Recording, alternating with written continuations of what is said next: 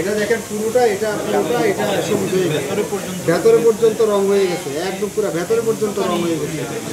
এটা খুবই মারাত্মক এই জিনিসটা, এটা পুরোটাই রং, এটা রং দিয়ে তৈরি করেছিল, পুরোটাই রং।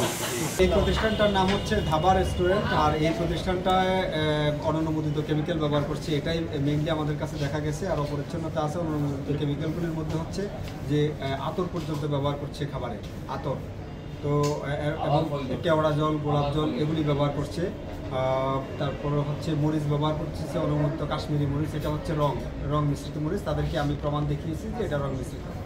আমরা তাদেরকে 1 লক্ষ টাকা অর্থদণ্ড করেছি। আর এরপর হচ্ছে উপরে আমরা গিয়েছি, উপরে প্রতিষ্ঠানটার নাম হচ্ছে হান্ডি। এই প্রতিষ্ঠানটা হচ্ছে পুরাতন খাবার, বিশেষ করে প্রচুর পরিমাণ পুরাতন খাবার পাওয়া গেছে, যে এটা চপ, চিকেন বল,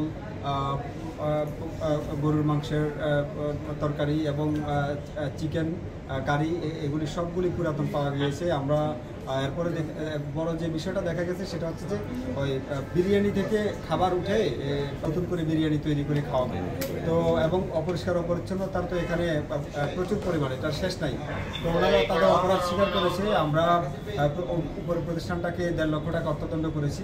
আমরা সতর্ক করেছি আমরা এই দুটো প্রতিষ্ঠানকে আমরা আবার তদারকিতে রাখবো।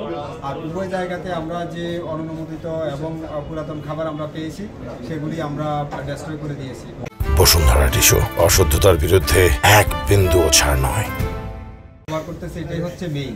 অননুমোদিত কেমিক্যালগুলির মধ্যে হচ্ছে যে আতর পর্যন্ত ব্যবহার করতেছে। আপনাদেরকে যদি যেটা বলি, এটা আমরা কেউ কল্পনাও করতে পারি না আতর ব্যবহার করবে খাবারে, আতর একটু সামনের দিকে। এরপরে গোলাপ জল, কেওড়া জল ব্যবহার করতেছে।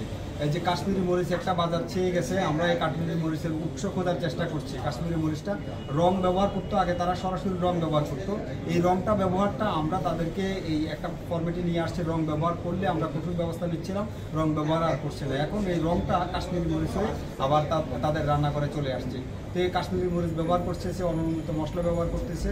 আমরা এই প্রতিষ্ঠানকে 1 লক্ষ টাকা অর্থদণ্ড করেছি। আর উপরে যে প্রতিষ্ঠান, এটা হচ্ছে যে প্রচুর পরিমাণ পুরাতন খাবার, পুরাতন চপ, পুরাতন গ্রিল, পুরাতন চিকেন বল, পুরাতন বিফ, পুরাতন চিকেন কারি, এরকম প্রচুর পরিমাণ।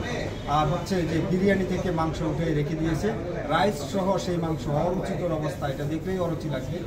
তো এখানে আসলে অ্যারিস্টোক্রেটিক শ্রেণীর মানুষেরা এখানে বেশি পে করে এখানে খাবার গ্রহণ করে। এটা যে প্রশ্নটা করেছিলেন, এটা আসলে এটা কেউ প্রত্যাশা করে না যে এরকম অ্যারিস্টোক্রেটিক জায়গায় এরকমটা হবে। আর রান্নাঘরের যে চিত্র, সেটা হচ্ছে যে রাস্তার পাশের যে একটা ফুটপাতের যে রেস্টুরেন্টের যে চিত্র, এই দুইটা রেস্টুরেন্টের অপরিচ্ছন্নতার চিত্রটা ঠিক সেটার সাথে মিলে যায়।